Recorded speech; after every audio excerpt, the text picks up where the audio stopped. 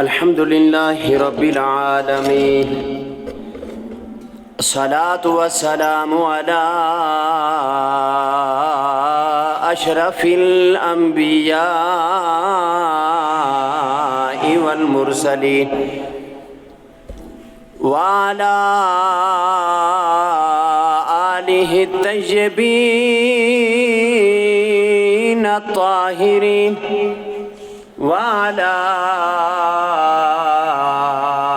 آله وأصحابه أجمعين. أما بعد فأعوذ بالله من الشيطان الرجيم. بسم الله الرحمن الرحيم. يا أيها الذين آمنوا إذا نودي للصلاة من يوم الجمعة فاسعوا إلى ذكر الله وذروا البيع ذلكم خير لكم إن كنتم تعلمون. آمنت بالله صدق الله مولانا العظيم وصدق رسوله النبي الكريم الأمين. الصلاة والسلام عليك يا سيدي يا رسول الله وعلى آلك وأصحابك يا سيدي يا حبيب الله. الصلاة والسلام عليك يا إمام القبلتين وعلى آلك وأصحابك يا خاتم النبيين. بعد حمد و صلات قابل صد تعظیم و تکریم کے لائق جمیع حضرات، السلام علیکم ورحمۃ اللہ تعالی وبرکاتہ. آج کا یہ بابرکت دن جسے جمعۃ الوداع کے نام سے تعبیر کیا جاتا ہے، رب ذوالجلال نے زندگی میں ایک مرتبہ پھر کرم فرمایا. ہمیں یہ بابرکت ساعتیں زندگی میں ایک بار پھر نصیب ہوئی ہیں. آج کی اس مختصر سی نشست کے اندر جو آیہ کریمہ میں نے آپ حضرات کے سامنے تلاوت کرنے کا شرف حاصل کیا، سورہ جمعہ کی ایک آیہ مبارکہ، فرمایا کہ یا ایھا الذین آمنوا، اے ایمان والو، اذا نودی للصلاۃ من یوم الجمعۃ فاسعوا الی ذکر اللہ وذروا البیع. فرمایا کہ اذا نودیا، جب تمہیں ندا دی جائے، بلایا جائے جمعہ کی نماز کے لیے، تو فاسعوا الی ذکر اللہ، تو اللہ کے ذکر کی طرف دوڑتے ہوئے آؤ. فاسعوا الی ذکر اللہ وذروا البیع، اور خرید و فروخت کو ترک کر دو. ذالکم خیر لکم، یہ تمہارے لیے بہتر ہے. ان کنتم تعلمون، اگر تم جان لو تو. یہ جمعۃ الوداع اسلام کی تاریخ کا نہایت اہم اور پروقار دن ہے، برکتوں والا اور رحمتوں والا یہ دن ہے. ویسے ہی جمعۃ المبارک ایک عظیم دن ہوتا ہے باقی دنوں کی بنسبت، لیکن رمضان المبارک کا پھر جمعے کا دن اس کی اپنی شان اور اپنا مقام ہے۔ اور پھر جمعۃ الوداع کہ یہ رمضان کا آخری جمعہ ہے اور شاید ہماری زندگی کا یہ آخری جمعہ ہو، اس اعتبار سے اہمیت کا حامل ہے۔ حدیث مبارکہ میں ہے کہ حضرت آدم علیہ نبینا وعلیہ السلام کے جسم اطہر میں روح پھونکی گئی تو جمعے کا دن تھا، اور آدم علیہ نبینا وعلیہ السلام کو جب فرشتوں نے سجدہ کیا تو یہی جمعے والا دن تھا۔ اللہ کے نبی آدم علیہ السلام زمین پر آئے تو یہی جمعے والا دن تھا، اور پھر جناب سیدنا آدم علیہ نبینا علیہ السلام کی جس دن توبہ قبول ہوئی وہ یہی جمعے کا دن تھا۔ یعنی تاریخ آدم علیہ السلام کی جمعے کے دن گرد گھومتی ہے۔ اور پھر نبی علیہ السلام نے جو صحابہ کرام رضوان اللہ تعالی علیہم اجمعین کو تربیت کی، جو انہیں سبق سکھایا، جب جمعے والا روز آتا تو نبی کے غلام صحابہ کرام رضوان اللہ تعالی علیہم اجمعین صبح کی نماز کے فوراً بعد سے جمعے کی تیاری میں مصروف ہو جایا کرتے تھے، اور پھر وہ جانتے تھے، وہ سمجھتے تھے کہ جمعے کی تیاری کے لیے ایک ایک لمحہ اس پر کائنات کا رب پھر اجر عطا فرماتا ہے۔ اور نبی علیہ السلام نے فرمایا جمعے کے دن سورہ جمعہ پڑھ کر آنا چاہیے۔ پھر میرے آقا نے فرمایا سورہ دخان پڑھ کر آنا چاہیے۔ پھر فرمایا سورہ کاف کی تلاوت کر کے آنا چاہیے۔ یا نبی اللہ، یہ سورت جمعے والے روز ہم قرآن کی اس انداز کے ساتھ تلاوت کریں گے، ہمیں ملے گا کیا؟ میرے آقا نے فرمایا جو سورہ کاف کی تلاوت کرے گا نا جمعے والے روز، اگر دجال کے خطرے میں آ جائے تو وہ دجال کے خطرے سے محفوظ رہے گا۔ پھر میرے آقا نے فرمایا جو سورہ دخان کی تلاوت کرے گا وہ قیامت کے خطروں سے بچ جائے گا۔ اور میرے آقا نے فرمایا پھر جو سورہ جمعہ کی جمعے والے روز تلاوت کر کے آتا ہے، اللہ اس کی طرف انوار کی بارش فرماتا ہے۔ اللہ اکبر کبیرہ۔ جمعے کا دن مقدس اور بابرکت دن ہے، اس لیے کہ 5 نمازیں جو فرض ہوئی ہیں وہ مکہ میں ہوئی ہیں، اور جمعہ جو ہے یہ مدینے میں فرض ہوا ہے۔ مدینہ منورہ میں نبی علیہ السلام تشریف لائے، اور میرے آقا علیہ السلام نے سب سے پہلے مدینے میں جو مسجد بنائی اس کا نام ہے مسجد قباء۔ کیا نام ہے؟ مسجد قباء۔ یعنی مدینہ طیبہ میں سب سے پہلی مسجد امام الانبیاء نے مسجد قباء کے نام سے بنائی،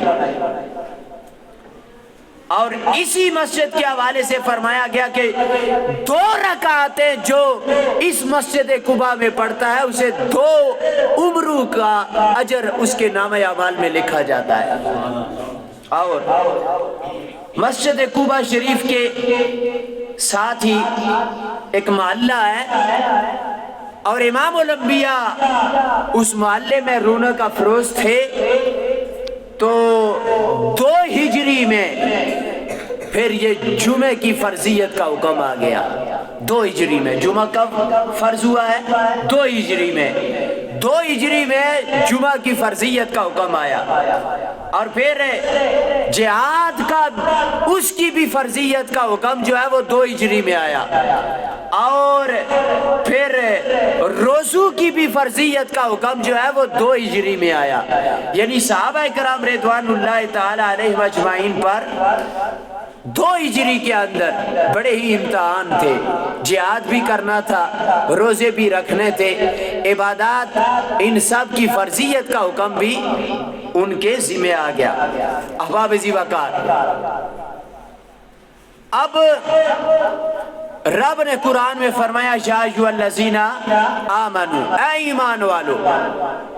اب جمعہ جو ہے یہ بھی اور روزو کے حوالے سے بھی پہلے فرمایا یا ایھا الذین آمنو، یعنی اے ایمان والو، یعنی رب ایمان والوں سے مخاطب ہو کر روزو کا بھی حکم دے رہا ہے اور جمعے کا حکم بھی دے رہا ہے ایمان والوں کے لیے۔ اور حضرت قبلہ پیر سید اسماعیل صاحب آپ نے ایمان والوں کی تعریف بیان کی، وہ کس انداز کے ساتھ فرمایا آمنو سے مراد الف میم نون اور واو۔ الف سے مراد ہے جو اللہ کو مانے، اور میم سے مراد جو محمد مصطفیٰ صلی اللہ تعالی علیہ وسلم کو مانے، اور نون سے مراد یعنی نورانیت مصطفیٰ کو مانے، اور پھر وا سے مراد اللہ کے ولیوں کو مانے۔ فرمایا وہ بندہ ایمان والا ہے جو رب کو بھی مانے، امام الانبیاء کو بھی مانے، نبی علیہ السلام کی نورانیت کو بھی مانے، اور پھر رب کے ولیوں کے ساتھ بھی عقیدت رکھے۔ فرمایا وہ بندہ ایمان والا ہے۔ اور فرمایا کہ اذا نودی للصلاۃ من یوم الجمعہ، کہ جب تمہیں جمعے کے دن نماز کے لیے بلایا جائے، مسجد سے اذان ہو جائے، نماز کا بلاوا آ جائے، تو فرمایا پھر کیا کرو؟ فاسعوا الی ذکر اللہ، تو اللہ کے ذکر کے لیے دوڑے ہوئے آؤ۔ پتہ لگ جائے دنیا کو نبی کے غلام رب کے گھروں کی جانیں پلٹ رہے ہیں۔ اللہ تعالیٰ کو 2 دوڑے بڑی پسند ہے، ایک صفا و مروہ کی اور دوسری نماز جمعہ کے لیے دوڑ۔ فاسعوا الی ذکر اللہ، اللہ کے ذکر کی طرف دوڑتے ہوئے آؤ۔ دکانوں پہ بیٹھے ہو، دعوت میں بیٹھے ہو، ہوٹل میں بیٹھے ہو، وزیروں کے پاس بیٹھے ہو، گورنروں کے پاس بیٹھے ہو، فاسعوا الی ذکر اللہ، جب رب کا بلاوا آ جائے رب کے گھر سے تو فرمایا اب دوڑے ہوئے آؤ۔ آگے کیا فرمایا؟ فرمایا وذروا البیع، اب کاروبار کو ترک کر دو، خرید و فروخت ختم کر دو، ترک کر دو۔ ذالکم خیر لکم، اب وذروا البیع یہ کسی مولوی کا خطاب نہیں ہے، یہ کائنات کے رب نے فرمایا وذروا البیع۔ بھائی مسجد سے اذان کا بلاوا آ جائے تو خرید و فروخت بھی ترک کر دو، رب کا حکم ہے، نہیں کرو گے تو آگے جو سزا بیان کی گئی ہے وہ میں آپ حضرات کے سماعتوں کی نظر کروں گا، سمجھ آئی؟ تو فرمایا رب کا بلاوا آ جائے، رب کے گھروں میں داخل ہو جاؤ، ساری چیزوں کو چھوڑ دو۔ ذالکم خیر لکم، یہ تمہارے لیے بہتر ہے، یہ تمہارے لیے کیا ہے؟ بہتر ہے کہ اذان ہو جائے سب کام چھوڑ دو۔ ان کنتم تعلمون، اگر تم جانتے ہو، جان لو، سمجھ رکھتے ہو، عقل رکھتے ہو تو سمجھ لو کہ یہ تمہارے لیے بہتر ہے، یہ خرید و فروخت یہ سب کچھ چھوڑ دو، ترک کر دو، رب کے گھر کی جانب فاسعوا الی ذکر اللہ، دوڑے ہوئے آؤ۔ احباب ذی وقار، حضرت داؤد علی نبینا و علیہ الصلاۃ والسلام رب کے جلیل القدر پیغمبر ہے، بڑی شانوں والے رسول ہے، اور اللہ تعالیٰ نے حضرت داؤد علیہ نبی جناب علیہ السلام پر زبور مقدس کو نازل فرمایا، یعنی زبور جو کتاب ہے وہ اللہ کے نبی حضرت داؤد علیہ نبی جناب علیہ السلام پہ اتری۔ صاحب کتاب پیغمبر ہیں، سلیمان علیہ السلام آپ کے صاحبزادے ہیں، جن کے لیے ہوائی تخت تھا، یعنی لمبا چوڑا، جس پر تقریباً 1.5-2 لاکھ آدمی بیٹھتے تھے۔ وہ تخت ہواؤں میں پرواز کرتا تھا۔ اب باپ بیٹا دونوں بڑی شان والے پیغمبر ہیں، اور داؤد علیہ نبی جناب علیہ السلام کے معجزوں میں سے ایک معجزہ یہ ہے کہ آپ کے ہاتھ میں لوہا آتا تو وہ نرم ہو جاتا، وہ موم ہو جاتا۔ یہ آپ کے معجزوں میں سے ایک عظیم معجزہ ہے۔ لوگ لوہے سے زیرہ بنواتے تو آگ میں ڈالنے کی ضرورت نہ پیش آتی، جدھر آپ اشارہ کرتے لوہے کو موڑتے وہ لوہا مڑ جاتا۔ اور پھر آپ جب زبور مقدس کی تلاوت کرتے تو فقہاء نے لکھا کہ پرندے بھی ہواؤں میں رک کر آپ کی تلاوت کو سماعت کرتے، ٹھہر جاتے۔ تو حضرت سلیمان علیہ السلام کے والد ماجد داؤد علیہ نبی جناب علیہ السلام ایلیا شہر میں تشریف لائے، اور یہ دریا کے کنارے پر شہر موجود تھا، اور اس شہر میں سارے یہودی رہتے تھے۔ اللہ کے نبی داؤد علیہ نبی جناب علیہ السلام نے قوم والوں کو کہا کہ ہفتے والے روز یہ عبادت کا دن ہے،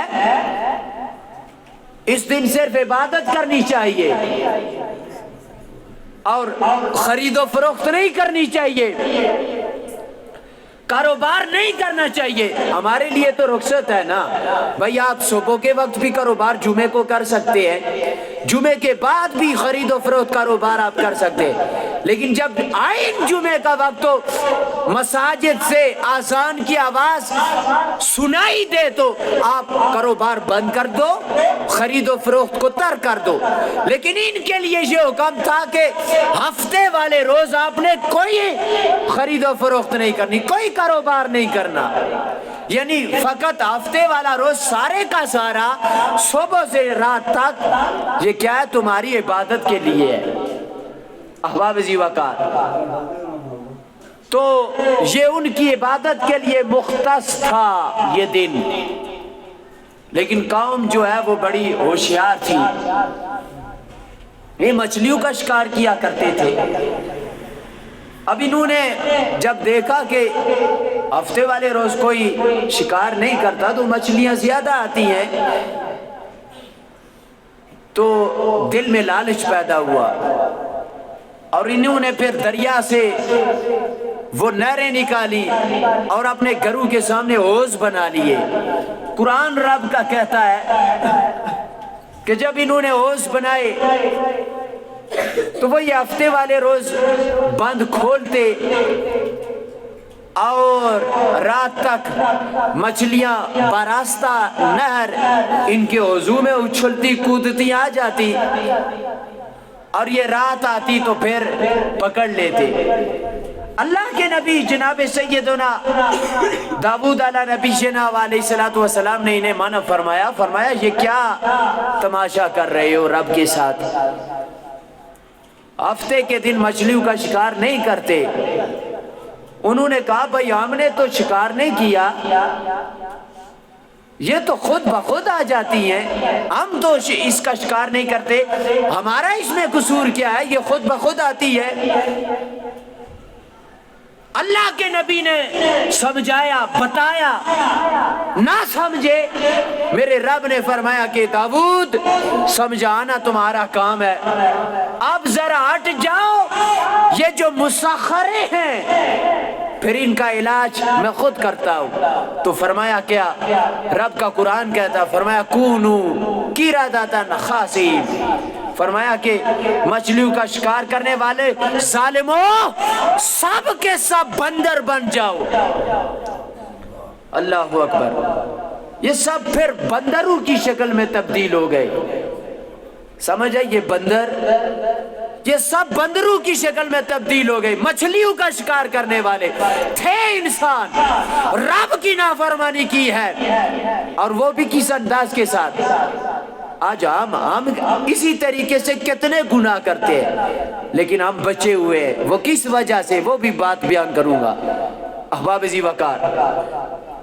یعنی ہفتے والے روز پورا دن عبادت کے لیے ان کو مختص یہ دن کیا گیا تھا، کہا گیا تھا کہ ہفتے والے روز عبادت کرو، منع کیا گیا تھا یہ کام نہ کرو، لیکن انہوں نے چلاکی کے ساتھ، ہوشیاری کے ساتھ، مسخرے پن کے ساتھ انہوں نے وہ کام کیا۔ اللہ کے نبی نے منع کیا، رب کے احکامات کی بجاوری انہوں نے نہیں کی، پھر رب کے عذاب میں گرفتار ہو گئے۔ اچھا، تین گروہ بن گئے۔ ایک تو وہ گروہ تھا جو مچھلیوں کا شکار کرتے تھے، وہ تو بندر بن گئے، اور ایک کام وہ تھی کہ جو ان کو دیکھ کے چپ رہتی تھی، منع نہیں کرتی تھی کہ یہ غلط کام تم کر رہے ہو۔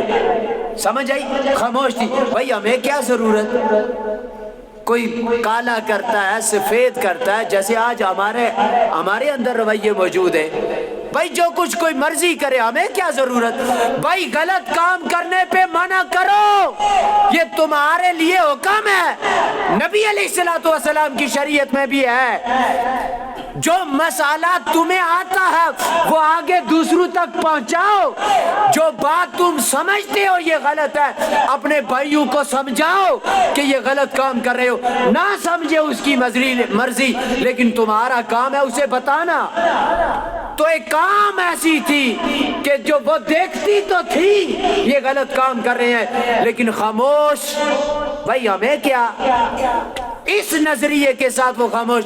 لیکن اب دیکھیں کائنات کے رب کے عذاب میں وہ بھی شکار ہو گئے، تو ان کے لیے فرمایا یہ خنزیر بن گئے، خنزیر بن جاؤ۔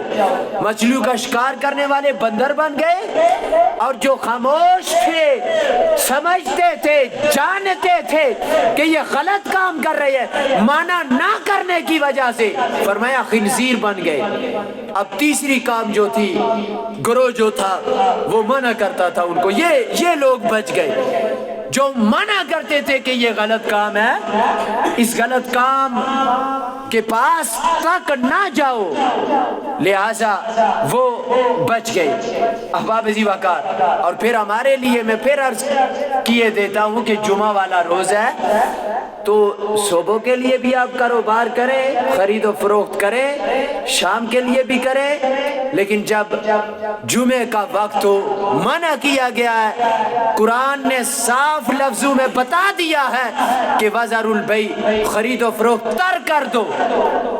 اور جن پہلے امتوں کو دیکھ لیں آپ کہ جنہوں نے ترک نہیں کی، کاروبار کرتے رہے، خرید و فروخت کرتے رہے، وہ کس انداز کے ساتھ رب کے عذاب میں مبتلا ہوئے۔ سمجھ آئی؟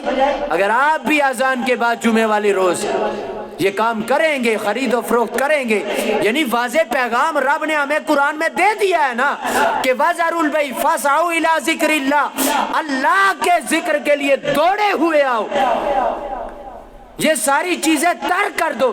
لیکن جمعے کا وقت تو ہم پھر بھی یہ کام کر رہے ہوں، تو یقیناً پھر رب کے عذاب میں گرفتار ہوں گے، رب کے عذاب میں ہم گرفتار ہوں گے۔ یہ سمجھنے کی بات ہے، یہ سوچنے کی بات ہے۔ یہ صرف رمضان کے جمعوں کے لیے نہیں، جمعۃ الوداع کے لیے ہی نہیں، یہ عام حکم ہے سب جمعات کے لیے۔ یہ نہیں ہے کہ رمضان کے جمعے آئے تو ہم اذان ہو تو مسجد کی جانب پلٹ آئیں، لیکن غیر رمضان ہو تو ہمیں کوئی پرواہ نہ ہو۔ نہیں بھائی نہیں، رب کے عذاب میں گرفتار ہو گئے۔ پہلے امتیں رب کے عذاب میں دنیا کے اندر ہی گرفتار ہوئی تھی، آخرت تو بعد کی بات ہے نا۔ آج بھی ہمارا یہ نظریہ ہوتا ہے جب آئے گا تو دیکھا جائے گا، قبر میں جائیں گے تو دیکھا جائے گا، قیامت آئے گی تو دیکھا جائے گا۔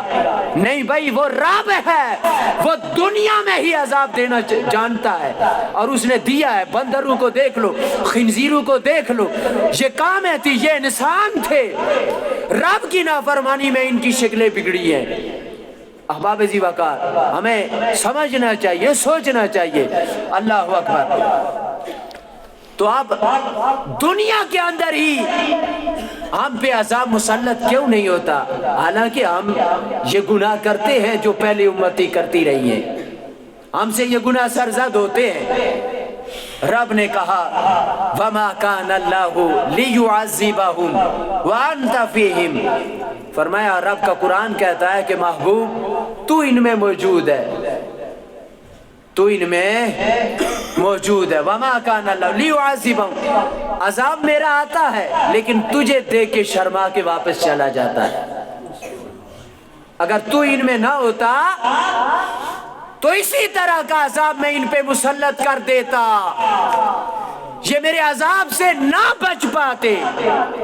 احباب ذی وقار، تو پتہ چلا نبی علیہ السلام، اختصار کے ساتھ آگے بڑھتا ہوں، نبی علیہ السلام ہمارے درمیان کیا ہیں؟ موجود۔ النبی اولا بالمؤمنین من انفسہم، اور نبی ہماری جانوں سے بھی زیادہ کیا ہے؟ قریب ہے۔ تو پتہ چلا امام الانبیاء اپنے روزہ اقدس میں کیا ہے؟ حیات ہیں، حیات ہے۔ اور قرآن کہتا ہے ایک مومن بندے کے لیے کہ بھائی نیک عمل کرو گے دنیا کے اندر، اچھے عمل کرو گے، مرد ہو یا عورت ہو، ہم اسے پاکیزہ زندگی عطا فرماتے ہیں۔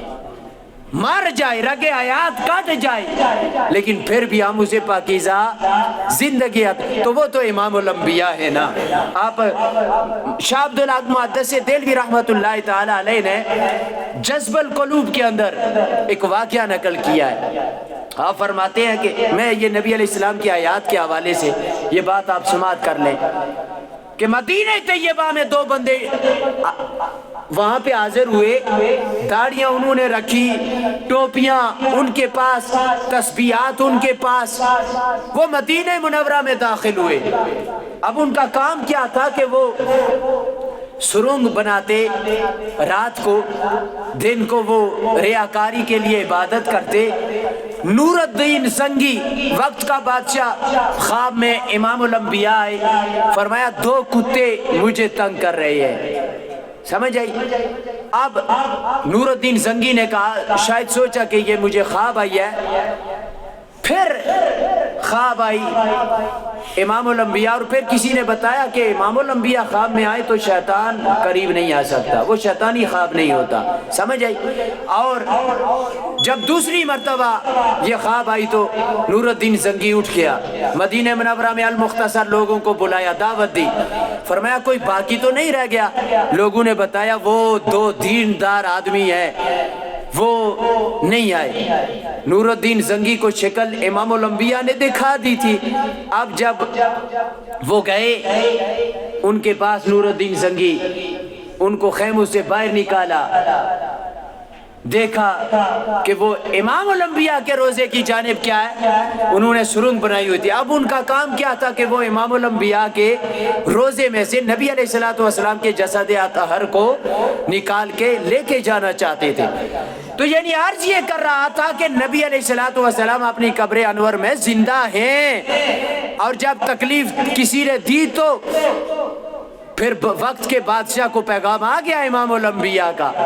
تو احباب ذی وقار، تو امام الانبیاء نے فرمایا کہ الجمعۃ عید للمسلمین، کہ جمعہ کا دن یہ کیا ہے؟ مسلمانوں کے لیے عید کا دن ہے۔ اور یہ تو پھر آج رمضان المبارک کا آخری جمعہ ہے اور جمعۃ الوداع ہے، اور اس کا مطلب ہی یہی ہے کہ بندہ تیاری کر کے رب کے گھر کی جانب آتا ہے، اور اس انداز کے ساتھ آتا ہے کہ شاید نیکسٹ جو سال ہے رمضان المبارک کا، وہ شاید رب ہمیں نصیب نہ فرمایا، اور شاید ہمیں وہ رمضان کی برکات والا جمعہ پھر ہمیں نصیب نہ ہو۔ تو احباب ذی وقار وقار پھر اس کا یہ معنی ہرگز نہیں ہے کہ ہم رمضان کو الوداع کرنے آئے ہیں، جمعات کو الوداع کرنے آئے ہیں، نمازوں کو الوداع کرنے آئے ہیں، بلکہ امام الانبیاء نے تو فرمایا کہ ان الصلاۃ تنہی عن الفحشاء والمنکر والبغی، فرمایا کہ بے شک نماز ہر قسم کی بے حیائی، بے شرمی، بری باتوں سے روکتی ہے۔